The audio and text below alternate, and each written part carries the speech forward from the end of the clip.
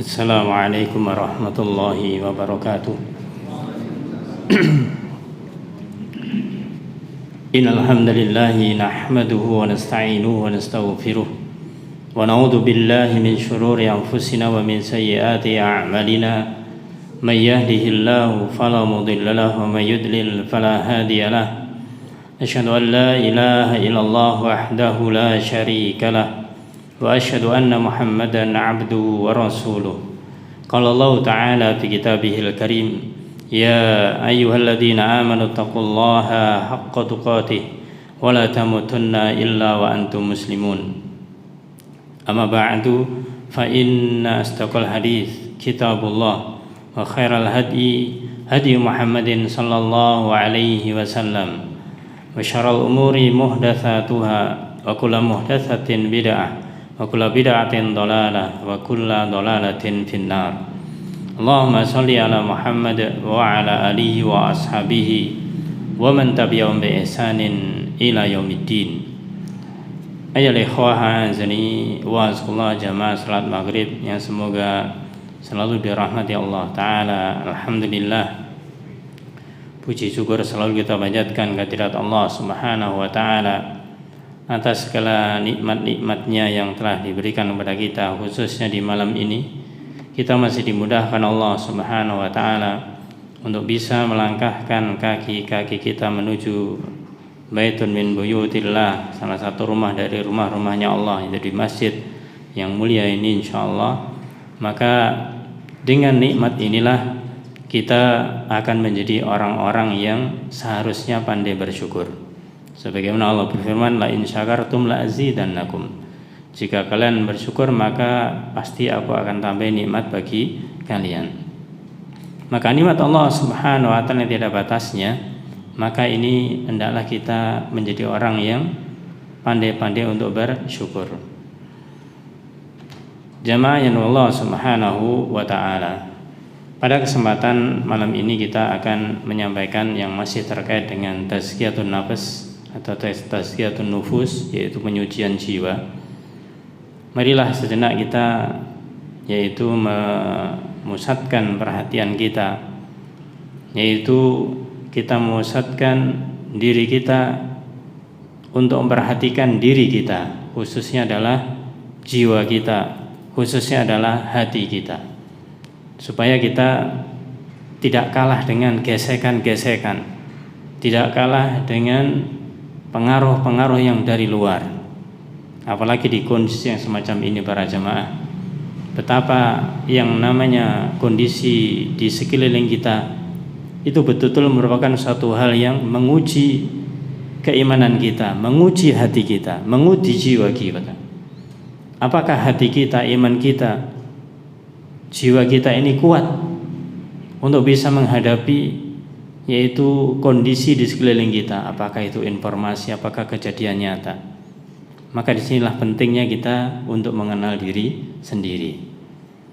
Dan yang paling penting untuk kita kenal adalah mengenai adalah jiwa kita atau hati kita ini. Jamaah Allah Subhanahu wa Ta'ala, kita akan melanjutkan tentang tazkiyatun nafs yang pada kesempatan kali ini akan kita sampaikan, yaitu dua penyakit hati. Ini adalah pembagian secara umum, pembagian secara global.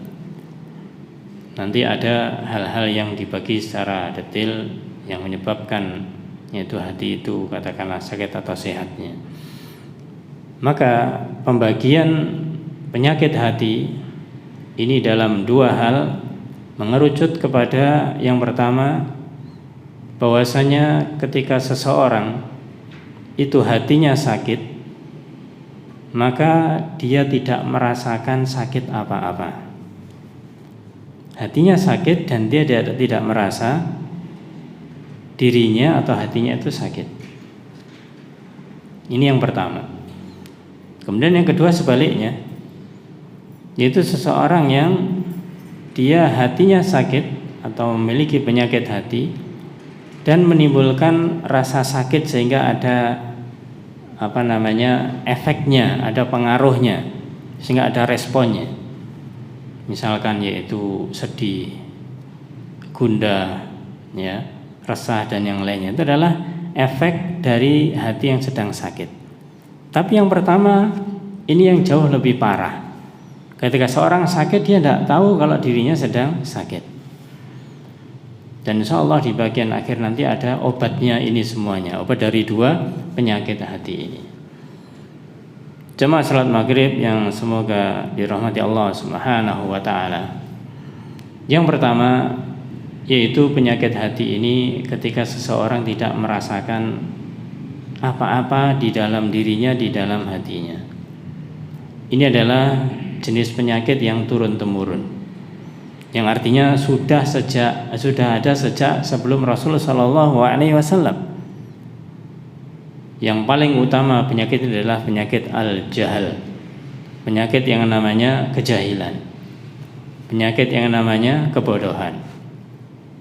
Sehingga kita tahu masyarakat ketika Rasulullah SAW diutus, itu dikatakan masyarakat di sekelilingnya adalah masyarakat jahiliyah.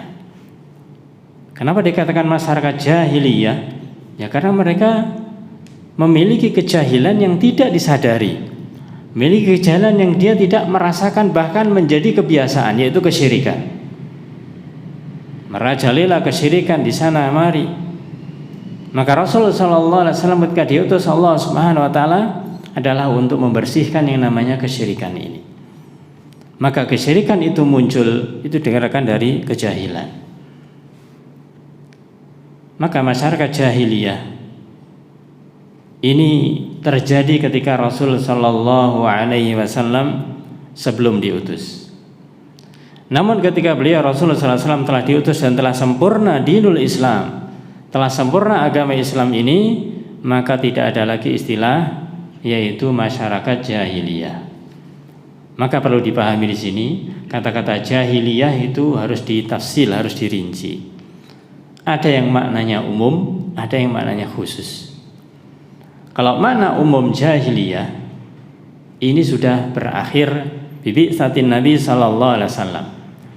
Telah selesai dengan diutusnya Rasulullah sallallahu alaihi wasallam ketika Islam sudah sempurna. Al-yauma akmaltu lakum dinakum wa atmamtu alaikum nikmati wa raditu lakum al-islam madina. Bukan lagi kemudian masyarakat dikatakan jahiliyah. Sudah muslimun. Orang-orang sudah memeluk agama Islam. Sehingga kalau ada belakangan ini, dan ini akan terus muncul hilang, membawa semacam ajaran ini, itu membawa ajaran bahwasanya kita ini sekarang di masa jahiliyah, ya. Yang dicontohkan sebenarnya oleh mereka itu adalah sebenarnya jahilah secara khusus, bukan secara umum, tapi dibawa ke umum, ya, ini yang salah. Kalau secara umum sudah selesai yang namanya masyarakat jahiliyah itu dengan diutusnya Rasulullah SAW dengan membawa agama Islam ini.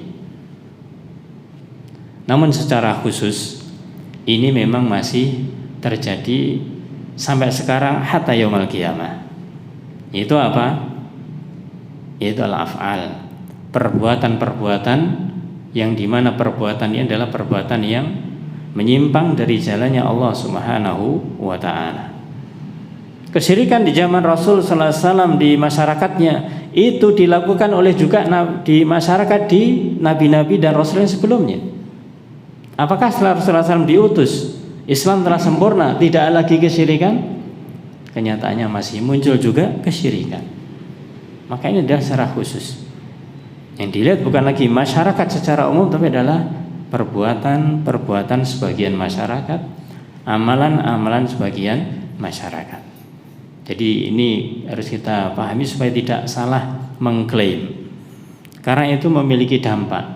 Siapa yang mengklaim bahwasanya sekarang ini kita seperti di zaman Rasul di masa jahiliyah, seakan-akan mengingkari syarat Islam belum turun, ya. Sehingga mereka mengadakan fase-fase di dalam, yaitu berdakwah. Pertama sembunyi-sembunyi dulu, kemudian nanti terang-terangan, ya. Maka ini memang di zaman Rasul seperti itu. Tapi ini tidak berlaku setelah Rasul selesai menyampaikan risalahnya. Semua dakwah secara terang-terangan, tidak ada yang secara sembunyi-sembunyi. Ayol ikhwah azani wasallam. Maka jahiliyah atau kejahilan inilah yang menjadi salah satu penyebab di antara seseorang itu tidak merasakan sakit di dalam jiwanya, padahal dia sedang memiliki penyakit yang kronis bisa jadi. Umar bin Khattab radhiyallahu an pernah mengatakan dengan ungkapan yang terkait dengan jahiliyah ini. Beliau mengatakan yaitu innama tunqadu ural Islam urwatan urwatan. Hanyalah tali Islam itu akan terlepas setali demi setali. Ibaratnya Islam ini adalah gabungan dari tali yang artinya kuat begitu. Maka kemudian akan lepas setali demi setali. Kapan ini terlepas? Idza nasha'a fil Islam, jika muncul di negeri Islam atau di kaum muslimin mala ya'riful jahiliyah, orang yang tidak kenal jahiliyah. Maka kita harus mengenal bagaimanakah amalan-amalan jahiliyah. Ketika kita mengenal itu tidak benar, kita jauhi, kita tinggalkan. Ketika orang tidak kenal itu jahiliyah, ya dia tidak akan mengatakan itu adalah kesalahan. Sebagaimana kondisi masyarakat yang sebagian masyarakat yang ada di mungkin di sekeliling kita. Mereka setiap Jumat Kliwon misalkan atau Jumat Legi misalkan, ya mereka datang ke punden namanya atau ke kuburan misalkan, dengan memberikan bunga di sana misalkan. Maka ketika mereka diingatkan, kenapa itu dilakukan? Ini sudah menjadi tradisi. Sudah menjadi tradisi. Inilah kejahilian, inilah penyakit hati yang dia tidak merasa. Bahkan dia itu merasa sakit kalau dia tidak melakukannya. Kenapa merasa sakit? Ya karena dia nanti khawatir kalau tidak melakukan itu nanti dicemooh oleh yang lainnya. Dia khawatir kalau tidak melakukan itu dia nanti kualat, dia nanti akan didatangi ini dan itu. Kebalikannya. Ayo ikhwah azani wasallam. Maka kenalilah yang namanya jahiliyah. Kita kenal adalah untuk kita ketahui dan kita hindari. Kalau kita tidak kenal, ketika kita masuk ke dalamnya tidak tahu, kita tidak akan mengetahuinya. Maka ini penyakit yang sangat kronis, penyakit yang sangat berbahaya, yaitu al-jahiliyah, yaitu kejahilian atau al-jahl, yaitu kebodohan.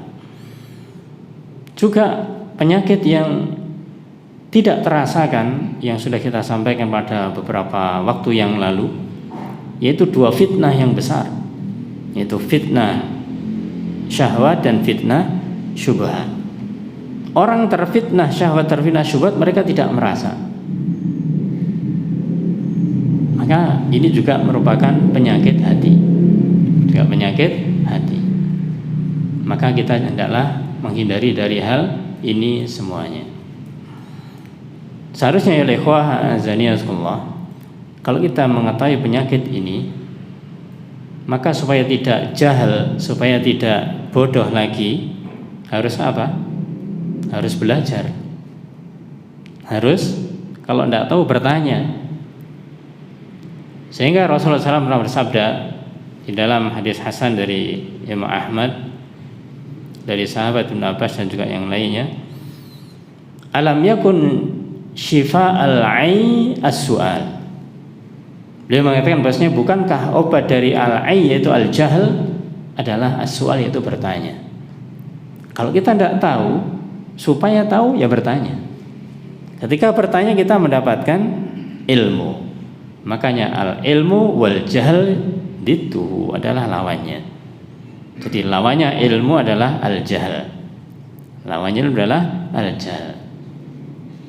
Maka tidak mungkin seseorang itu berilmu kemudian dia itu jahil. Tidak mungkin pula orang yang jahil dia berilmu.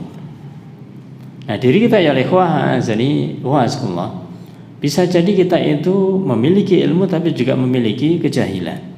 Nah, disinilah pentingnya kita itu untuk paham bahwasanya kita itu punya penyakit yang namanya kejahilan, sehingga kita itu belajar supaya bisa memiliki ilmu. Kita harus sadar dengan hal itu. Ini yang pertama adalah yang tidak dirasakan oleh manusia, penyakit hati, yaitu al-jahl, kejahilan. Kemudian juga ada yang lainnya, tidak semua yang kita sebutkan tentunya adalah al-kibr, yaitu kesombongan. Maka kesombongan ini juga menjadi penyakit hati.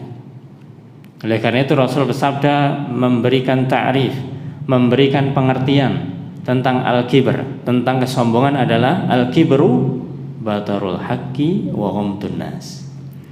Kibr atau kesombongan itu adalah batarul haq, menolak al-haq, kebenaran. Wa ghamtun nas, dan merendahkan manusia.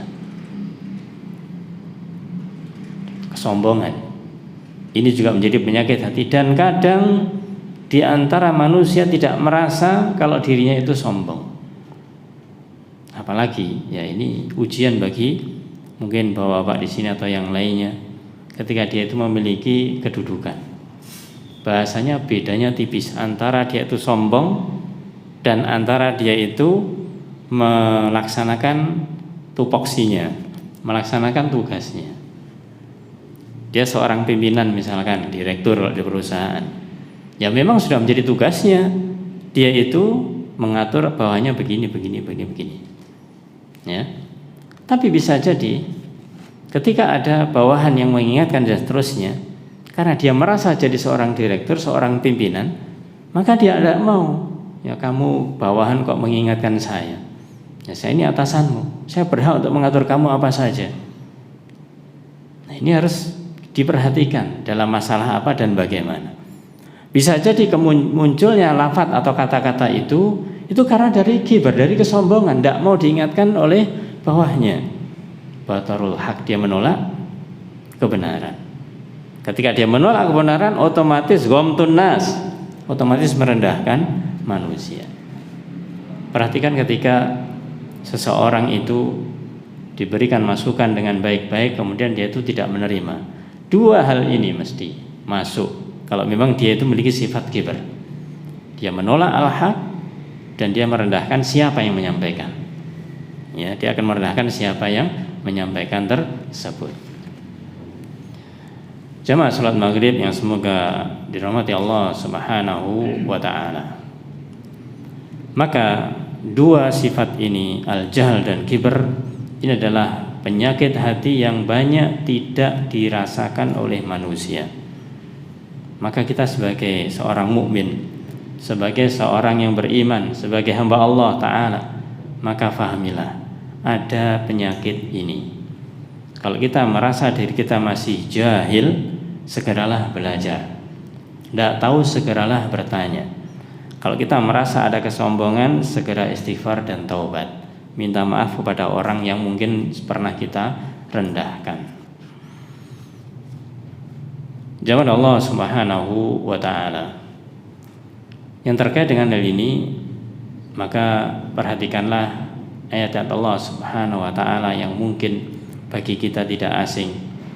Yang sebenarnya di dalam ayat itu menjelaskan tentang hal ini. Di antaranya Allah berfirman dalam surat Al-An'am 153. Di dalam ayat itu Allah berfirman, wa anna hadza sirati mustaqima fattabi'uh. Dan sungguh inilah jalanku yang lurus. Fattabi'uh, maka ikutilah dia. Ketika Allah Subhanahu wa taala berfirman demikian, yang disuruh adalah Rasul sallallahu alaihi wasallam. Maka Allah merintahkan kepada Rasulnya, inilah jalanku yang lurus. Maka Allah perintahkan fattabi'uhu, maka ikutilah. Iya, jalan itu harus diikuti, jalannya Rasul sallallahu alaihi wasallam. Wala tattabi'us subul, dan jangan kalian ikuti yaitu jalan-jalan. Ikuti jalan ini, jalan lurus, jangan mengikuti jalan-jalan yang menyimpang. Kenapa kalau mengikuti jalan menyimpang? Fatafarraqu bikum an sabili. Niscaya kalian akan tercerai-berai dari jalan ini, jalan yang lurus ini. Jalan yang lurus ini. Dzalikum wasaqum bihi la'allakum tattaqun. Demikianlah Allah memerintahkan kepadamu agar kalian menjadi orang yang bertakwa. Maka di sini diperintahkan kita mengikuti yaitu sabilullah, jalannya Allah Subhanahu wa taala. Shiratal mustaqim, yaitu jalan yang lurus. Jangan mengikuti jalan-jalan yang menyimpang. Maka setiap kali kita salat, kita mendengarkan baik diri kita maupun imam membaca ihdinas siratal mustaqim. Tunjukkanlah kami ya Allah jalan yang lurus. Siratal ladzina an'amta 'alaihim ghairil maghdubi 'alaihim waladdallin. Itu jalan yang Engkau beri nikmat atas mereka. Inilah yang kita pilih. Ya, kita meminta kepada Allah yaitu jalan yang lurus, itu jalan yang Allah beri nikmat atas mereka. Ghairil maghdubi 'alaihim waladdallin, bukan jalan yang dimurkai dan juga jalan yang tersesat. Inilah subul. Jadi subul, jalan-jalan adalah jalannya al-maghdubi 'alaihim waladhdallin, itu jalan orang yang dimurkai oleh Allah dan jalan yang tersesat, yaitu al-Yahud wan Nasara. Ayyuhal ikhwah azani wa azakumullah. Maka untuk menghilangkan kejahilan kita, untuk mengobati penyakit hati yang berupa kejahilan, maka belajarlah dan ketahuilah jalan yang lurus ini, sehingga kita akan bisa meniti jalan kebenaran, yaitu ala basiratin, di atas basirah, di atas ilmu. Dan jangan lupa ketika kita mengikuti jalan yang lurus ini, maka hendaklah kita itu banyak berdoa kepada Allah Subhanahu wa taala, sebagaimana Rasul mengajarkan pada kita, ya muqallibal qulub tsabbit qalbi ala dinik. Wahai zat yang membolak-balikkan hati, maka tetapkanlah hatiku di atas agamamu. Pernah sahabat Abdullah bin Mas'ud juga berdoa dengan doa yang pendek tapi isinya padat. Yaitu beliau berdoa, Allahumma zidna imanan wa yaqinan wa fiqhan. Ya Allah, zidna, tambahkan kepada kami imanan, keimanan, wa yaqinan, dan keyakinan, wa fiqhan, dan pemahaman yang benar. Maka doa beliau ini adalah doa yang sangat singkat, akan tetapi tiga yang diminta adalah merupakan hal terpenting. Yang pertama yaitu meminta tambahan keimanan. Ini menunjukkan bahwasanya iman ini yazidu wa yanqus. Iman adalah bertambah dan berkurang. Maka ketika kita mungkin iman kita sedang turun, minta tambahan keimanan. Ketika sedang baik imannya, terus minta tambahan keimanan kepada Allah Subhanahu wa ta'ala. Wa yaqinan, dan juga keyakinan, karena iman maknanya adalah al-yakin, yaitu keyakinan, dan fiqhan, yaitu pemahaman. Inilah yang akan bisa menghilangkan al-jahl, akan bisa menghilangkan kebodohan itu. Maka butuh namanya pemahaman. Kemudian ya ikhwah azani wa azakumullah, yang kedua, penyakit yang kedua yang dimana seseorang itu rata-rata dia bisa merasakannya, merasa sakit, yaitu ketika ada efek, ada dampak dalam dirinya, seperti tadi kita katakan, yaitu rasa sedih, rasa gundah, ya, rasa tidak nyaman, dan yang lain-lainnya. Maka ketika seorang merasakan ini memang menjadi penyakit hatinya. Bisa jadi penyebabnya macam-macam. Dia sedih, bisa jadi karena ditinggal keluarganya. Dia sedih karena mungkin kehilangan barang dan yang lain-lainnya, dan itu sakit rasanya. Ya, kita kehilangan barang, hati kita terasa sakit. Kita kehilangan keluarga, apalagi hati kita terasa sakit, dan kita merasakan. Nah, obat untuk yang ini lebih ringan dibandingkan dengan yang pertama. Karena kita sudah merasakan, maka kita apakah ingin seperti itu terus, sedih terus? Tidak mungkin. Hanya orang-orang yang tidak berilmu, orang-orang yang jahil tadi itu, dia akan seperti itu terus, sehingga apa? Sehingga dia merasa hidupnya tidak bermakna lagi. Maka seorang mukmin tidak demikian. Apapun yang terjadi yang itu berupa hal yang tidak mengenakan, maka ungkapan seorang mukmin, qadarallah wa ma syaa fa'al. Allah telah mentakdirkan ini, dan apa yang Allah kehendaki akan Allah lakukan. Nah, maka untuk mengobati penyakit yang kedua ini lebih mudah, ya, Lebih mudahnya apa? Bisa dicari penyebabnya. Kalau misalkan sebabnya adalah karena barangnya hilang sehingga dia sedih, bagaimana supaya dia tidak sedih lagi? Jadi harus menyadari bahwasanya barang itu adalah bukan miliknya. Barang adalah titipannya Allah Subhanahu wa ta'ala. Ketika barang kita hilang, maka kita husnudzon billah, berbaik sangka kepada Allah Ta'ala, itu lebih baik daripada kita miliki.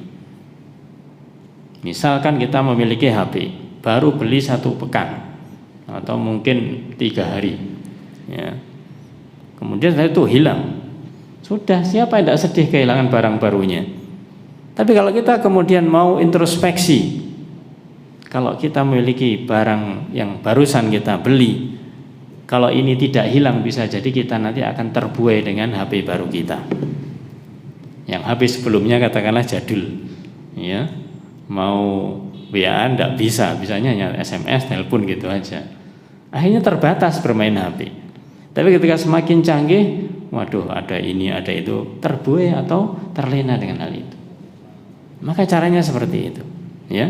Bagaimanakah kita itu bisa mencari sebabnya dan kita husnudzon billah, itu lebih baik, akan merasa tenang. Atau mungkin ke anggota keluarga yang ada yang meninggal. Tadi kita katakan bahwasanya kullu nafsin dha'iqatul maut.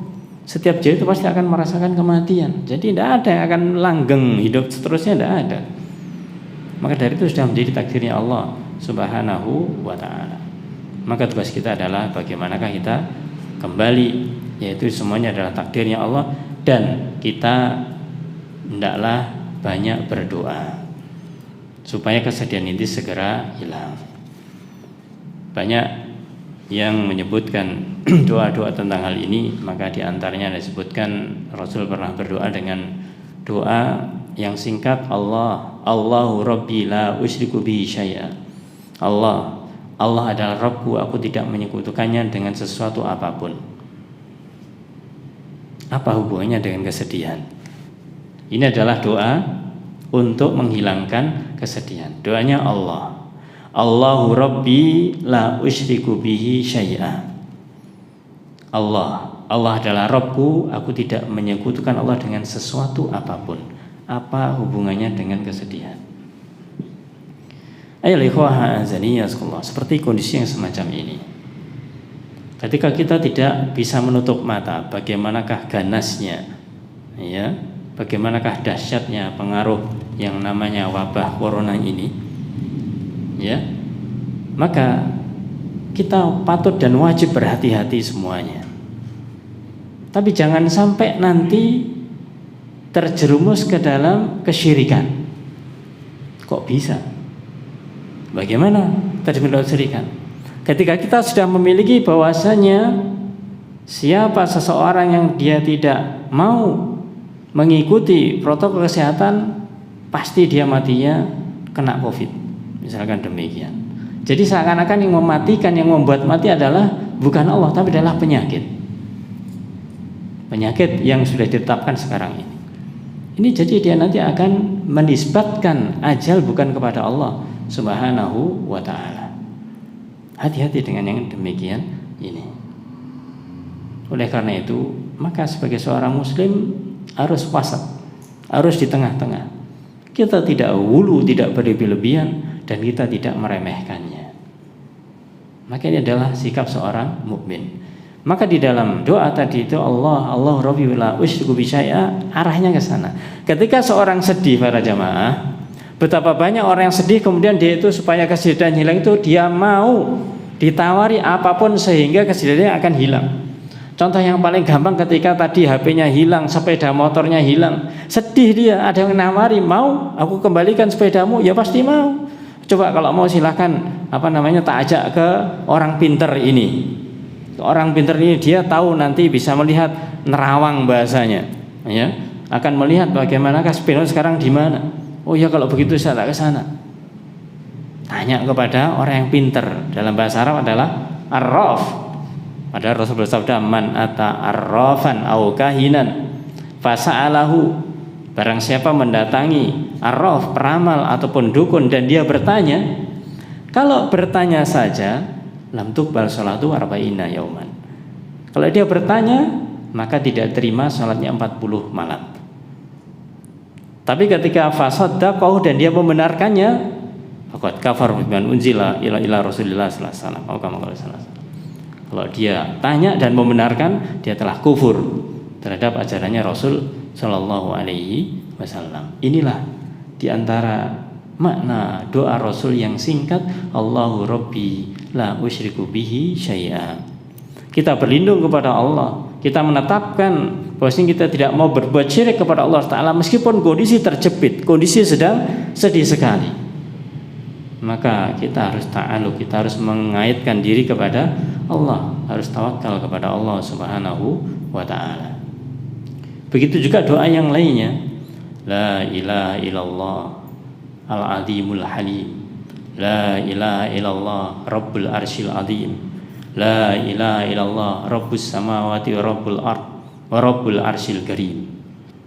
Ini juga Rasul ajarkan untuk menghilangkan kesedihan. Isinya tentang la ilaha illallah, tidak ada ilah, tidak ada sembahan yang berhak disembah kecuali Allah. Al-azimul halim, yang maha agung lagi maha penyantun. La ilaha illallah, tidak ada ilah yang berhak disembah kecuali Allah. Rabbul arsyil azim, Rabb yang memiliki arsy yang agung. La ilaha illallah, tidak ada ilah, tidak sembahan yang berhak disembah kecuali Allah. Rabbus samawati wa rabbul ard, Rabbnya langit dan Rabbnya bumi. Wa rabbul arsyil karim, dan Rabbnya arsy yang maha mulia. Kita kemudian di dalam doa ini para jamaah menetapkan bagaimanakah semuanya milik Allah Subhanahu wa Ta'ala, pemilik langit dan bumi. Penyakit yang ada di sekitar kita ini di mana? Di langit apa di bumi? Ya, di antaranya yang jelas langit dan bumi, tidak di luar itu. Ini juga miliknya Allah Subhanahu wa Ta'ala. Maka kita kembalikan kepada yang memiliki. Yang memiliki adalah Allah Subhanahu wa Ta'ala. Maka inilah, kalau kita memiliki penyakit hati dan kemudian kita merasakan sakit dengan semacam ini, kembalilah kepada Allah Subhanahu wa Ta'ala. Ini yang paling pertama. Yang paling pertama adalah yaitu ar-ruju ilallah, kembali kepada Allah Subhanahu wa Ta'ala. Jamaah salat maghrib yang dengan Allah Subhanahu wa Ta'ala. Maka setelah kita mengetahui secara singkat dua macam penyakit hati ini, yang dimana satu tidak terasa atau tidak dirasakan, yang kedua kita merasakan, maka yang kita bisa merasakan itu mungkin kita lebih sadar, lebih tahu, lebih ada usaha untuk bisa kita mengobati penyakit itu. Tapi hati-hati dengan yang pertama, yang kita tidak merasakan, maka kita harus waspada dengan kejahilan, dengan kesombongan. Kalau kita bisa merasakan, berarti kita akan mencari solusinya, itu mencari pemecahannya, itu dengan belajar. Adapun dua penyakit ini semuanya bisa terobati dengan satu obat yang tidak terkalahkan atau yang dijamin kemanjurannya adalah Al-Quran. Obatnya adalah Al-Quran. Mungkin orang tidak akan tidak akan bisa langsung bisa menerima. Apa hubungannya Al-Quran kok jadi obat? Ya, jadi obat.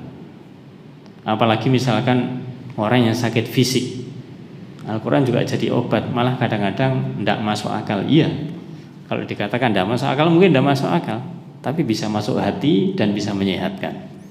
Ya, baik, kita bacakan bagaimanakah Allah Ta'ala menunjukkan tentang obatnya adalah Al-Quran. Di dalam surat Yunus 57 Allah berfirman, ya ayuhan nas, qad ja'atkum mau'idatum mir rabbikum wa shifaa'ul lima fis sudur wa hudaw wa rahmatul lil mu'minin. Wahai manusia, ini yang diseru adalah manusia, berarti siapa saja, tidak hanya kaum muslimin. Qad ja'atkum mau'idatun, telah datang kepada kalian yaitu mau'idah, maksudnya adalah Al-Quran. Telah turun kepada kalian, datang kepada kalian adalah Al-Quran, mir rabbikum, dari Rabb kalian, wa syifaa'un lima fis sudur, dan penyembuh bagi apa saja yang ada di dalam dada, khususnya di hati kita. Al-Quran bisa menyembuhkan penyakit hati kita. Wahudan, dan juga petunjuk, warahmah, dan juga rahmah, kasih sayang, lil mu'minin, bagi orang-orang yang beriman.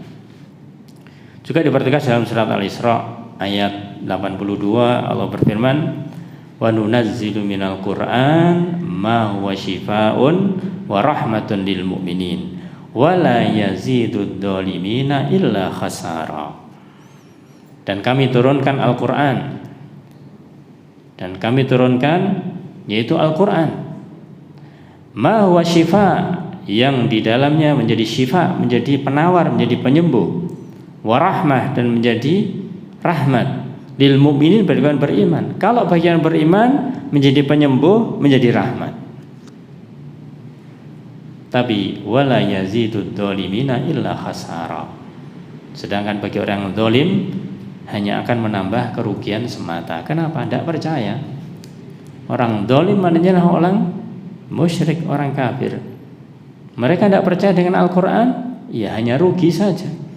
Mereka hanya rugi. Kenapa rugi? Ya karena bisa jadi mereka, satu, tidak percaya dengan Al-Quran adalah kerugian. Yang kedua, dia akan mendustakan Al-Quran, tidak percaya dengan Al-Quran, apalagi mengetahui atau memahami isinya, akan sangat tidak mungkin. Oleh karena itu ya ikhwah azanillah, ada sebuah perkataan yang indah dari Al-Imam Al-Qayyim Al-Jauziyah rahimallahu ta'ala. Beliau mengungkapkan dengan perkataan yang ada dalam kitab Zadul Ma'ad, dengan perkataannya yaitu faman lam yashfihil Qur'an fala syafahullah wa man lam yakfihi fala kafahullah. Yang artinya faman lam yashfihil Qur'an, barang siapa yang tidak bisa disembuhkan dengan Al-Quran, barang siapa dia itu berobat dengan Al-Quran ternyata tidak disembuhkan, fala syafahullah, berarti Allah tidak memberikan kesembuhan. Berarti Allah tidak memberikan kesembuhan. Wa man lam yakfihi fala kafahullah, dan barang siapa yang tidak dicukupkan oleh Al-Quran, maka Allah tidak memberikan kecukupan kepadanya. Nah ini hati-hati para jamaah, ketika seseorang dia itu menggunakan Al-Quran itu sebagai sarana untuk ikhtiar, sarana untuk usaha sekian, atau katakanlah dilakukan dengan Al-Quran ini, kemudian tidak kunjung sembuh, jangan sampai dia mengambil kesimpulan berarti ini tidak benar atau Al-Qurannya salah. Jangan sampai seperti itu, karena Al-Quran adalah sumbernya ilmu, ya. Al-Quran adalah sumbernya ilmu. Kita tahu bahwasanya tadi al-jahl akan bisa hilang ketika didatangi yang namanya al-ilmu ini. Maka Al-Quran adalah sumbernya ilmu. Siapa yang dia itu berobat dengan Al-Quran dan tidak disembuhkan, ini keyakinannya bisa jadi belum muncul.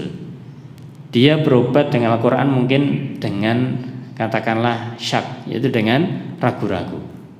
Bagaimanakah berobat dengan Al-Quran? Ya, yang cara atau yang paling kasat mata yang sering kita dengar adalah dengan ruqyah. Ya, dengan diruqyah, dibacakan surat Al-Fatihah misalkan, kemudian dibacakan surat Al-Ikhlas, Al-Mu'awwidhatain, atau ayat kursi. Ketika seorang itu misalkan sakit, terutama sakit jiwanya, ya kejinan, tidak menutup, dan ini terbukti bahwasanya Al-Quran atau bacaan Al-Quran itu juga bisa menyembuhkan penyakit fisik. Penyakit fisik, ya.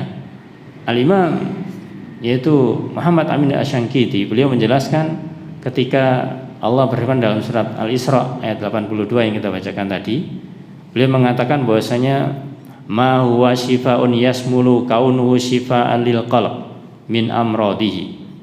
Yang pertama beliau mengatakan obat yang mencakup bagi penyakit hati jiwa, ya, Jadi yang pertama adalah Al-Quran mencakup yaitu obat bagi penyakit yang ada di dalam jiwa atau di dalam hati.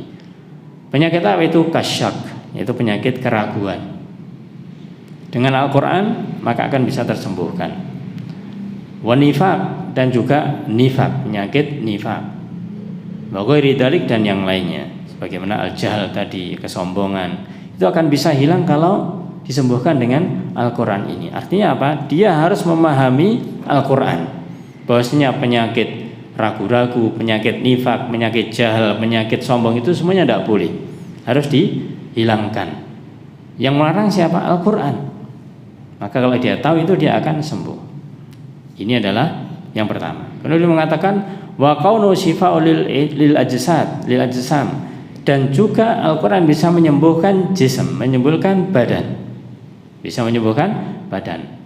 Idza ruqiya alaiha bih, yaitu ketika diruqyahkan, ketika dibacakan kepada orang yang sedang sakit. Beliau mengatakan kama tadullu lahu qissatul ladzi fi ruqar rajul alladzi bil Fatihah, sebagaimana telah berlalu, yaitu kisahnya atau ceritanya ketika para sahabat itu diminta untuk meruqyah seorang, katakanlah tokoh di suatu kampung yang sedang disengat kalajengking. Maka kemudian dibacakan Al-Fatihah, ya biidznillah sembuh. Padahal itu penyakit fisik. Maka dengan Al-Quran dibacakan ayat Allah yaitu Al-Fatihah bisa sembuh.